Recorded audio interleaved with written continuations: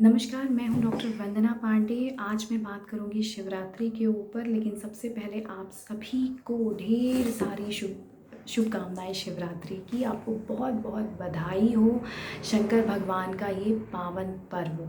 सबसे पहले जान लेते हैं इस वर्ष शिवरात्रि कब पड़ रहा है। तो इस वर्ष शिवरात्रि जो है 11 मार्च 2021 को है। अतः इस दिन विशेष पूजा पाठ दान जप का विधान बताया गया है शिव पुराण में, जिसे करके आप मन चाहा वर प्राप्त कर सकते हैं, मन चाही इच्छा पूरी कर सकते हैं। कुछ लोगों ने मुहूर्त आदि के बारे में भी पूछा था, लेकिन इस दिन किसी भी मुहूर्त आदि की कोई आवश्यकता नहीं है, क्योंकि शिवरात्रि का जो पर्व है अपने आप में ही सिद्ध दिन है, सिद्ध रात्रि है। पर फिर भी जो लोग पंच प्रहर पूजा आदि करते हैं तो उसमें कुछ विशिष्ट मुहूर्त आदि के बारे में बताया गया है, लेकिन नॉर्मल साधारण से पूजा में किसी भी मुहूर्त आदि की आवश्यकता नहीं है। सिर्फ और सिर्फ आप मन से श्रद्धा से अगर भगवान की पूजा करते हैं, सिर्फ और सिर्फ जल और बेलपत्र भी अर्पण करते हैं, तो भगवान भोलेनाथ जो है, इसीलिए तो इनका नाम भोलेनाथ है ना, तो भगवान भोलेनाथ जो है बहुत जल्दी प्रसन्न हो जाते हैं। भगवान शंकर औघड़दानी हैं और भगवान शंकर पे समर्पित की गई कोई भी वस्तु भगवान स्वतः ही स्वीकार कर लेते हैं। जानते हैं शिवरात्रि के महत्व के बारे में, पर सबसे पहले यदि अभी तक से आपने मेरे चैनल को सब्सक्राइब नहीं किया है तो फटाफट सब्सक्राइब कर लीजिए, लाइक भी कर दीजिए और शेयर भी कर दीजिए। जानते हैं शिवरात्रि के महत्व के बारे में। तो इसी दिन यानी कि शिवरात्रि के इस पवन पावन पर्व के दिन ही भगवान शंकर का जो है प्राकट्य हुआ था, यानी जो शिवलिंग है उनका वो इसी दिन प्रकट हुआ था। इसी दिन शिवरात्रि के दिन भगवान शंकर और माता पार्वती का विवाह भी संपन्न हुआ था। अतः शिवरात्रि का जो पर्व है वो भगवान के विवाह उत्सव के पर्व के रूप में भी मनाया जाता है। इस दिन क्या करना चाहिए क्या नहीं करना चाहिए इसके बारे में भी मैं बात करूंगी, लेकिन इस दिन उपवास करने का विशेष महत्व बताया गया है। तो इस दिन उपवास रखने का विशेष महत्व है। इस दिन रुद्रा अभिषेक करना चाहिए, भगवान शिव का कीर्तन भजन करना चाहिए, शिव पुराण आदि का पाठ करना चाहिए, भगवान भोलेनाथ की किसी भी कथा का श्रवण करना चाहिए, दान पुण्य आदि करना चाहिए और ज्योतिर्लिंगों का दर्शन तो विशेष अद्भुत लाभ बताया गया है। शास्त्रों के अनुसार भगवान भोलेनाथ की पूजा करना बेहद आसान है, जिसे करने से जीवन में सुख समृद्धि और लक्ष्मी की अपार प्राप्ति होती है और लोगों की सोई हुई किस्मत भी जग जाती है। जानते हैं इस दिन क्या क्या करना चाहिए। तो इस दिन सुहागन स्त्रियों को माता पार्वती के ऊपर सुहाग का कुछ सामान ज़रूर अर्पण करना चाहिए, जिसमें कि मेहंदी, चूड़ी, बिंदी, आप चाहें तो चांदी का एक पायल भी अर्पण कर सकते हैं माता पार्वती को, जिससे कि उनका सौभाग्य बढ़ता है। जो सुहागन स्त्रियां हैं उनका सुहाग बढ़ता है, तो सुहाग की सामग्री जो है ज़रूर अर्पित करना चाहिए। इसके बाद में भगवान का पंचामृत स्नान ज़रूर कराना चाहिए, जिसमें कि दूध, दही, शक्कर, घी और शहद मिलाकर के आप पंचामृत बनाएं और उससे भगवान का स्नान आदि करके तदुपरांत जल से शोधन भी ज़रूर करें। इसके पश्चात बेलपत्र, शमी पत्र, अष्टगंध, कुमकुम, चंदन, चावल, तिल और साथ ही साथ भांग, धतूरा, मदार के पुष्प जो कि भगवान को अत्यंत प्रिय है ज़रूर चढ़ाएं। इसके बाद में भस्मी और गंगा जल चढ़ा करके महामृत्युंजय का जाप 108 बार, और महामृत्युंजय ना हो सके तो कम से कम ओम नमः शिवाय का जाप तो ज़रूर करना चाहिए।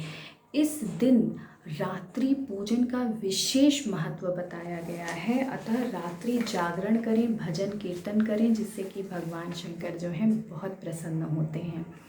कुछ विशेष उपाय बताए गए हैं शिव पुराण के अनुसार, उनके बारे में मैं बताऊंगी। अगर किसी को लक्ष्मी प्राप्ति की इच्छा है या व्यापार बढ़ाने की इच्छा है तो उसे कमल पुष्प और बेल पत्र से भगवान की पूजा अर्चना करनी चाहिए। साथ ही साथ भगवान के ऊपर चावल यानी कि अक्षत जो कि अखंडित हो कुछ खंडित चावल होते हैं ना, वो नहीं चढ़ाना है। जो अखंडित चावल हैं वो भगवान पे पूरी श्रद्धा भाव से, पूरी भक्ति भाव से अगर आप चढ़ाते हैं और मन में इच्छा करते हैं कि भगवान मेरी ये मनोकामना पूर्ण कर दीजिए, तो अपार अपार अपार लक्ष्मी की प्राप्ति होती है। विद्या अर्जन के लिए विद्यार्थियों के लिए जो खास उपाय है उसे मैं बताने जा रही हूँ। जो बच्चे पढ़ रहे हैं, जिनके एग्ज़ाम्स आ रहे हैं, अगर वो दूध में शक्कर मिला करके भगवान के ऊपर चढ़ाते हैं तो भगवान अत्यंत प्रसन्न होते हैं और ऐसे लोगों को बुद्धि की प्राप्ति होती है। उनका कंसंट्रेशन पावर जो है वो बहुत बढ़ जाता है और परीक्षा में विशेष सफलता हासिल करते हैं।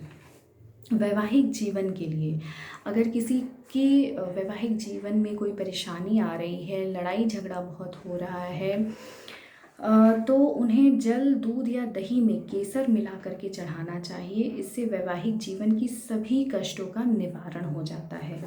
ये उपाय वो लोग भी कर सकते हैं जिनकी शादी नहीं हो रही है, या जो लोगों को इच्छित वर या इच्छित वधू चाहिए, वो भी इस उपाय को यदि करते हैं, पूरे श्रद्धा भाव से करते हैं, तो उनकी भी मनोकामना ज़रूर पूर्ण होती है। शिवरात्रि के दिन बेल के पेड़ का पूजन का भी विधान बताया गया है, अतः इस दिन बेल के वृक्ष की पूजा करें और एक दीप जरूर प्रज्वलित करें। बेल का वृक्ष लगाने से वंश की वृद्धि होती है। घी की धारा चढ़ाने से वंश की वृद्धि होती है। जल की धारा चढ़ाने से रोगों का नाश होता है। ईख का रस चढ़ाने से संपूर्ण आनंद की प्राप्ति होती है। मधु यानी कि शहद चढ़ाने से रोगों का नाश होता है। जौ चढ़ाने से स्वर्ग के समान सुखों की प्राप्ति होती है। तिल चढ़ाने से समस्त पापों का नाश होता है। गेहूं से बने पकवान चढ़ाने से संतान की प्राप्ति होती है। मूंग चढ़ाने से सुख की प्राप्ति होती है और गंगा जल चढ़ाने से मोक्ष की प्राप्ति हो जाती है। सही तरीके से अगर भगवान भोलेनाथ की सेवा करते हैं तो चंद्र, सूर्य आदि जो भी ग्रह पीड़ा है वो भी समाप्त हो जाती है। और इस दिन व्रत, पूजा अर्चना अवश्य करें, क्योंकि इसका बहुत बड़ा महत्व बताया गया है। सहज पूजा करने मात्र से आपकी सारी इच्छाएं पूरी हो जाती हैं, सारे कष्टों का निवारण हो जाता है। गंध पुष्प आदि के साथ एक श्रीफल चढ़ाकर धूप आदि निवेदन करें तो पूजा पूर्ण हो जाती है।